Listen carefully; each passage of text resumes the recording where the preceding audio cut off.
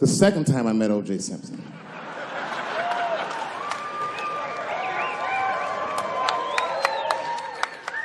was right after the trial of the century. There I was, now a young man of probably 23. O.J. Simpson was the most famous or infamous face on planet Earth. I was in a restaurant in Beverly Hills with my agents. I wasn't alone in the restaurant, but I was alone. I was the only black person in the restaurant. And in the 90s, that felt very uncomfortable. Now I tend to enjoy it at this age.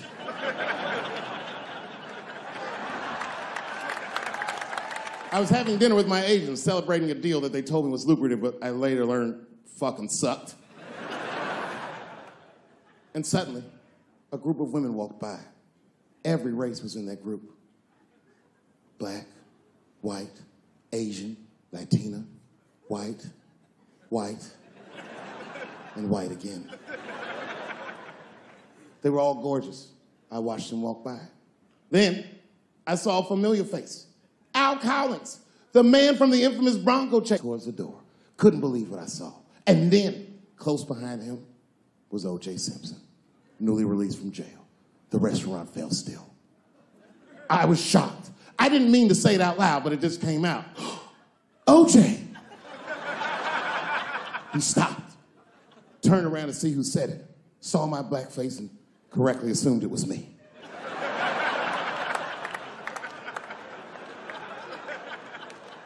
I was sitting in the corner of the booth. He leaned over all the white people I was having dinner with and shook my hand. "How are you, young man?" He looked in my eyes, and I could see in his eyes that he didn't remember meeting me the first time.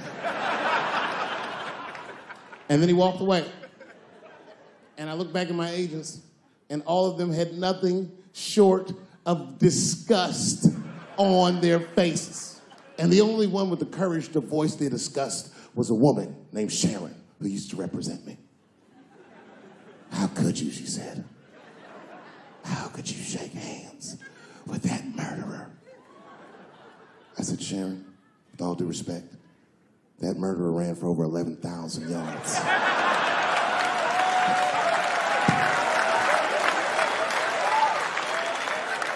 And the glove didn't fit. Glove didn't fit. Get over yourself." Some people can't do that. Some people just can't get over themselves. Gay people have a hard time doing that recently. Here we go. Here comes the deep water. No, recently I've noticed that. I noticed it with that Manny Pacquiao controversy. Yeah, no, it was now in the gay community's defense, Manny Pacquiao said some outlandish shit about gay people. Very, very not nice things that I won't repeat, but there was biblical verses and some analogies to animals. Wasn't a good look. Nike took his shoes immediately, which I thought was a little harsh. A little harsh. You know what I mean? Because he's, just because he's Asian. You know what I mean? Fuck, you gonna take shoes off Asian dude to appease a gay dude. You know what I mean? No? You don't know what I mean. But Asian people kind of know what I mean. No? No Asians in the front? No? No, this is what I mean. Okay, look. Okay, you're an Asian dude. No, I say this with no disrespect. But we're all Americans, right? And we can agree that America has a huge body count all over the world, but nowhere more than Asia. Literally, if you look at history, recently, we have bombed the masculinity out of an entire continent. We dropped 2 atomic bombs on fucking Japan, and they've been drawing Hello Kitty and shit ever since. There's a lot of lady boys in the wake of our bombs. And I know these things because my wife is Asian. She's Filipino. All right, well, okay, so that explains it. Now you know why you see me at all those Filipino events. I'm not there picking up pussy, I'm dropping some off.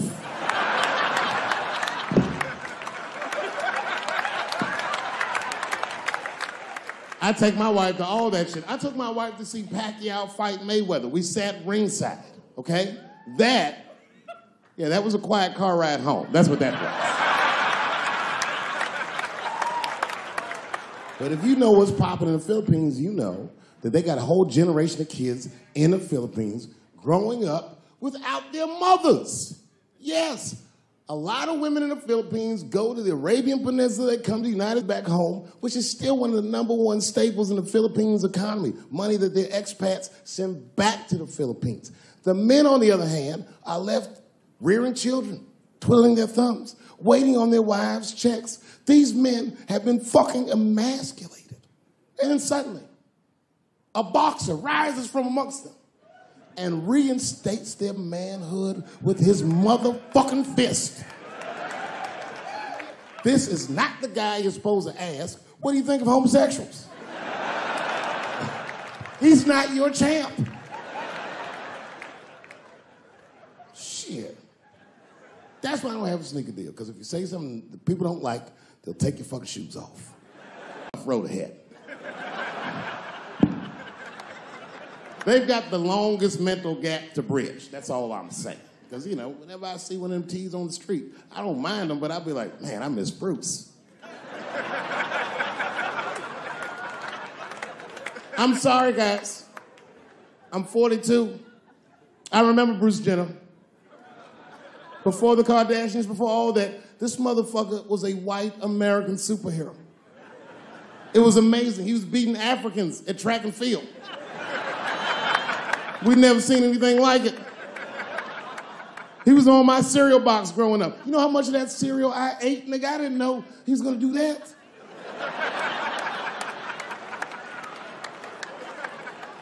I knew before you guys knew. I heard things on the street in Hollywood. You know, you just be out, see people. Hey, what's up, Kanye? Why the long face? Nigga, you'll see. I got 2 mother-in-laws now. And when I heard he was gonna do it, I was scared. I didn't think the public was ready.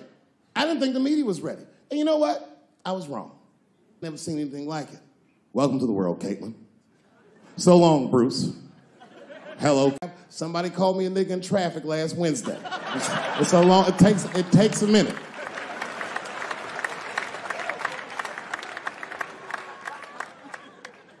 My wife's friend, Stuart, told me that. My wife has a lot of gay friends. Stuart's their leader. She has a lot of gay friends. And I don't like them.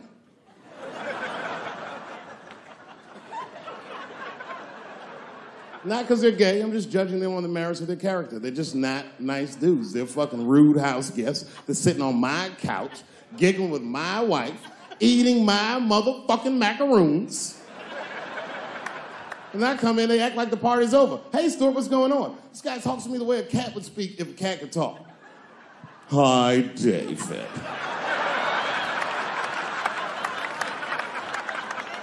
Stuart, what's all the beef, man? What's going... He always wants to have some kind of gay political argument. The last one was about a petition in federal court to take the words husband and wife out of the law. I said, well, why would you want those words out the law? He said, because it discriminates against same-sex couples. I was like, niggas, please save me the semantics. Just trust me, take your chips and get the fuck out of the casino. You're about to decide, talk that over amongst yourselves, and whichever one of you is gayer, that's the wife.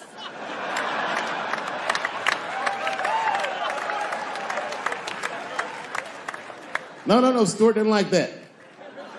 Stuart educates me about this movement, you know what I mean? I didn't even know shit about it. He told me it's called LBGTQ.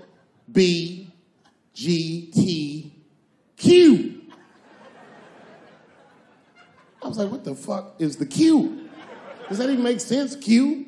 Turns out Q is like the vowels. That shit is sometimes Y. It's for gay dudes that don't really know they're gay. You know what I mean? Like prison fags who are like, well, I'm not gay, nigga. I'm just sucking these dicks to pass the time. I'm not G, I'm Q. Ugh.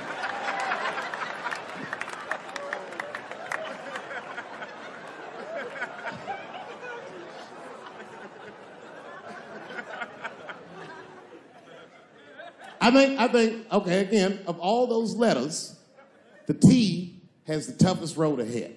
In fact, I think the T should stand for tough. If Martin Luther King had a sneaker deal, we'd still be on the back of the bus. They always true. The Nike exec come up. Hi, Martin. We need you to tone down the talk of civil rights and blacks being humans. It's upsetting our southern distributors. But I don't understand.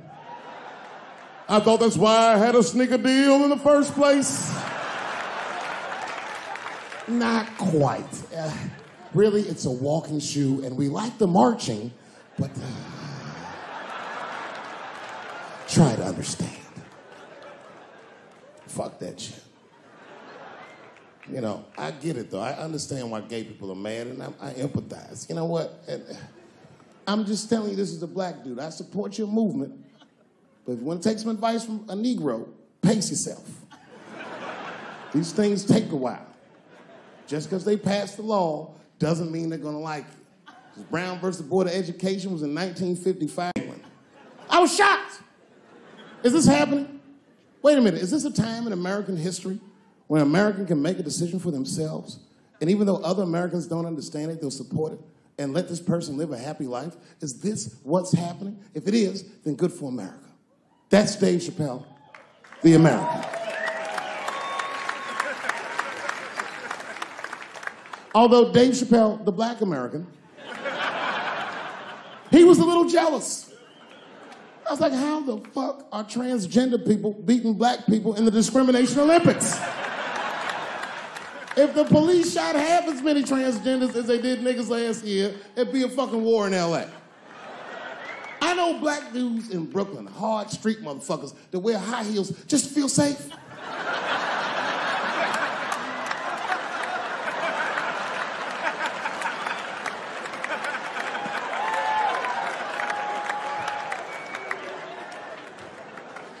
Transgenders are gangsters. I used to do business with a transgender in Hollywood. Man, everybody would be scared of her in the boardroom. She'd walk in there, newly minted woman, high heels, purse. Shit.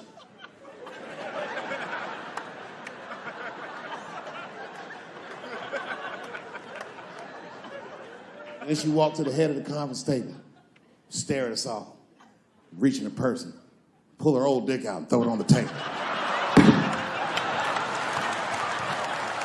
Let's talk business, gentlemen. Ah!